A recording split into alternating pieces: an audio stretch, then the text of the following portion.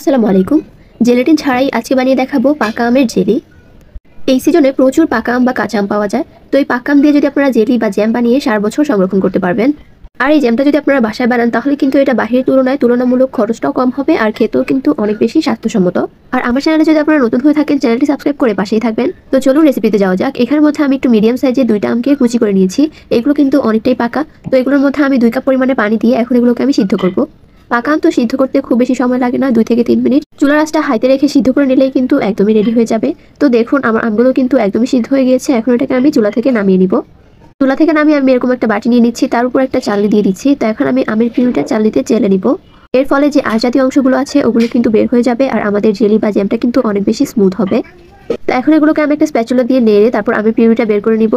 আমার চ্যানেলে কিন্তু কাঁচা আমেরও একটা জ্যামের রেসিপি দেওয়া আছে, লিঙ্কটা আমি ডেসক্রিপশন বক্সে দিয়ে দিব, আপনারা চাইলে দেখে নিতে পারেন। তো দেখুন আমের থেকে কিন্তু অনেকটাই আঁশ বের হয়েছে। তো এগুলোকে আমি এখন ফেলে দিব, শুধুমাত্র আমের পিউরিটা নিব। দেখতে পাচ্ছেন আমের পিউরিও কিন্তু খুব সুন্দর আর স্মুথ হয়েছে।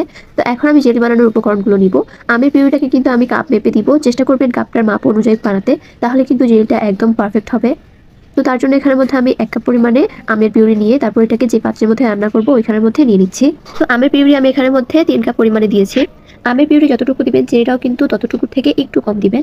3 কাপ পরিমাণের আমের পিউরির মধ্যে আমি দিয়ে দিচ্ছি 2.5 কাপ পরিমাণে চিনি। এই মাপগুলো ফলো করবেন, তাহলে কিন্তু আপনারাও খুব সুন্দরভাবে আমের জেলি বা জ্যাম তৈরি করতে পারবেন। তো এখন আমি একটা স্প্যাচুলা দিয়ে এগুলোকে আলতো হাতে একটু মিশিয়ে নিচ্ছি।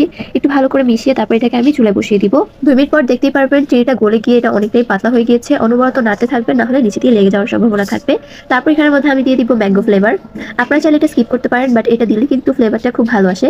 বেশি পরিমাণে দিব না, একদম 1-2 ফোঁটার মতো দিব। এটা দিয়ে একটু ভালো মতো মিশিয়ে নিব। এইটার কালারটা কিন্তু এমনিতেও খুব বেশি সুন্দর হয়েছে, বাট এটাকে আরো একটু কালার করার জন্য আমি এখানের মধ্যে অরেঞ্জ ফুড কালার দিয়ে দিচ্ছি 2-3 ফোঁটা। তারপর এটাকে একটু ভালো মতো মিশিয়ে নিব। দেখুন এবার কিন্তু একদম দোকানের মতো যে কালারটা থাকে ওইটাই এসেছে। তারপর এখানের মধ্যে আমি দিয়ে দিব 1 চিমটি পরিমাণে লবণ। তো এখন আমি এটাকে যেহেতু সারা বছর সংরক্ষণ করব তার জন্য এখানের মধ্যে 2 টেবিল চামচ দিয়ে দিচ্ছি ভিনেগার। ভিনেগার দিলে কিন্তু এটা অনেক দিন ভালো থাকবে। তারপর এটাকে একটু ভালো মতো মিশিয়ে কিন্তু আমি চুলা থেকে নামিয়ে নিব। চুলা থেকে নামিয়ে এখন আমি এগুলোকে যে পাত্রের মধ্যে সেট করব ওইগুলোর মধ্যে ঢেলে নিচ্ছি। অবশ্যই এটাকে কাঁচের পাত্রের মধ্যে সেট করবেন, তাহলে কিন্তু খুব সুন্দর রেজাল্ট পাবেন। 2টা পাত্রে আমি ঢেলে এটাকে 5 মিনিটের জন্য ঠান্ডা হতে দিয়েছিলাম। এটাকে কিন্তু আমি কোনো রকম ফ্রিজে রাখিনি। দেখুন 5 মিনিটের মধ্যেই এইটা কত সুন্দরভাবে সেট হয়ে গিয়েছে। দেখুন আমি কিন্তু হাত লাগাচ্ছি, আমার হাতের মধ্যে কিন্তু কোনো রকমের জেলি লাগছে না। আমি আপনাদেরকে আরো একটা প্রুফ দেখাই। দেখুন এই পাত্রটার মধ্যেই কিন্তু আমি জেলিটাকে বানিয়েছিলাম। তো এই পাত্রটাকে আমি আর ধুইনি, রেজাল্টটা কেমন আসে সেটা দেখার জন্য। এটাকে কিন্তু অবশ্যই আমি ফ্রিজে রাখিনি, এটাও বাহিরেই ছিল। আর দেখুন এটাও কিন্তু খুব সুন্দরভাবে সেট হয়ে গিয়েছে।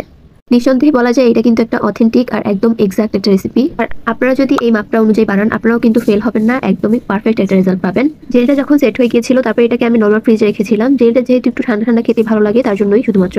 আর এখন আমি একটা চামচ দিয়েও কিন্তু আপনাদেরকে বের করে দেখাচ্ছি, দেখুন কতটা পারফেক্ট হয়েছে। আমি 2টা পাত্রে সেট করেছি আর 2টার রেজাল্ট কেমন এসেছে সবগুলোই কিন্তু আপনাদের সাথে শেয়ার করেছি। এখন এগুলোকে আমি ব্রেডের মধ্যেও লাগিয়ে দেখাচ্ছি। খুব সুন্দরভাবেই কিন্তু মিশে যাচ্ছে, খেতেও কিন্তু অনেক বেশি ভালো। আপনারা এটা বাসায় ট্রাই করবেন আর ট্রাই করে কিন্তু আমাকে কমেন্টের মাধ্যমে জানাতে পারেন। তো গাইস আমার আজকের ভিডিওটি ছিল এই পর্যন্তই। ভিডিওটি ভালো লাগলে চ্যানেলটি সাবস্ক্রাইব করবেন। আল্লাহ হাফেজ। আসসালামু আলাইকুম everyone, welcome back to my channel. আশা করছি আপনারা সকলেই ভালো আছেন। তো গাইস আজকে বানিয়ে দেখাবো কাঁচা আমের জেলি বা জ্যাম। অনেক সময় দেখা যায় আমরা অনেকেই সকালের নাস্তায় কি দিব বুঝতে পারি না। তো এরকম একটা জ্যাম বানানো থাকলে কিন্তু পাউরুটি দিয়ে খুব সহজেই সার্ভ করা যায়, বা বাচ্চাদের টিফিনেও কিন্তু এরকম একটা আইটেম দেওয়া যায়। আর এই জ্যামটা বানাতে পারবেন আপনারা খুব সহজেই অল্প কিছু উপকরণে, আর যদি কিছু টিপস জানা থাকে। তো এটা বানানোর জন্য প্রথমে আমার লাগবে কাঁচা আম। তো প্রথমে আমি একটা বাটির মধ্যে কাঁচা আমকে ধুয়ে নিয়ে নিচ্ছি। এখানের মধ্যে আমি ছোট সাইজের 3টা কাঁচা আমকে টুকরা টুকরা করে কেটে ভালো মতো ধুয়ে নিয়েছি। তো এখন এটাকে একটা কড়াইয়ের মধ্যে নিয়ে নিচ্ছি। তারপর এখানের মধ্যে আমি 3 কাপ পরিমাণে পানি দিয়ে দিচ্ছি এই আমটা সিদ্ধ হওয়ার জন্য। এটাকে আমি সিদ্ধ হওয়ার জন্য চুলায় বসিয়ে দিয়েছি। এটা সিদ্ধ হতে কিন্তু খুব একটা সময় লাগে না, 10 মিনিটের ভিতরেই কিন্তু এটা খুব সুন্দরভাবে সিদ্ধ হয়ে যায়।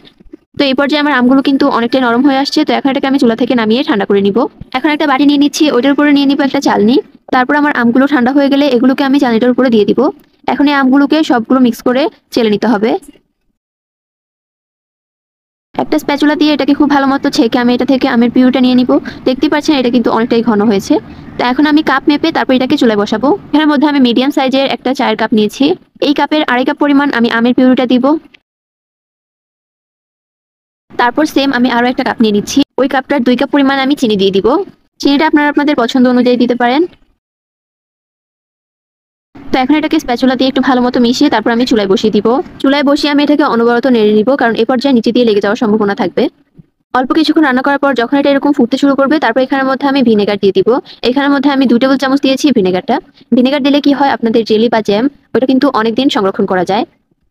তারপর এখানের মধ্যে আমি 1 চিমটি পরিমাণে লবণ দিয়ে দিচ্ছি শুধুমাত্র মিষ্টির ব্যালেন্সটা ঠিক রাখার জন্য। তারপর এখানের মধ্যে আমি কয়েক ফোঁটা দিয়ে দিব গ্রিন ফুড কালার। ফুড কালারটা শুধুমাত্র সৌন্দর্যের জন্য, এটা দিলে কিন্তু টেস্টের পরিবর্তন হবে না। তারপর এটাকে একটু ভালো মতো মিশিয়ে নিব। তারপর এটাকে 2 থেকে 3 মিনিট একটু ভালো মতো মিশিয়ে আমি একটু ঘন করে নিব। এটার ঘনত্বটা ঠিক এরকম হবে। তো এরপর যে আমি চুলা থেকে নামিয়ে এটাকে সরাসরি যে পাত্রগুলোর মধ্যে আমি সেট করব ওইগুলোর মধ্যে ঢেলে নিচ্ছি। তো এটাকে আমি 2টা পাত্রের মধ্যে সেট করছি, একটা হচ্ছে বাটি আর একটা হচ্ছে কাচের জার। যে কোনো কাচের পাত্রে কিন্তু আপনারা এগুলোকে সংরক্ষণ করার চেষ্টা করবেন। আর এগুলোকে সরাসরি কাচের পাত্রের মধ্যে নিয়ে নেবেন, কারণ অন্য কিছুতে নিলে পরে কিন্তু আর নাড়াচাড়া করা যাবে না, কারণ এগুলো কিন্তু খুব তাড়াতাড়ি ঘন হয়ে যাবে। এখন এগুলোকে আমি কয়েক মিনিট ভালো মতো ঠান্ডা করে তারপর নর্মাল ফ্রিজে রেখে দিচ্ছি 2 ঘন্টার জন্য। 2 ঘন্টা পর ফিরে আসলাম, দেখতে পাচ্ছেন আমার জেলিগুলো কিন্তু অনেক সুন্দরভাবে সেট হয়ে গিয়েছে।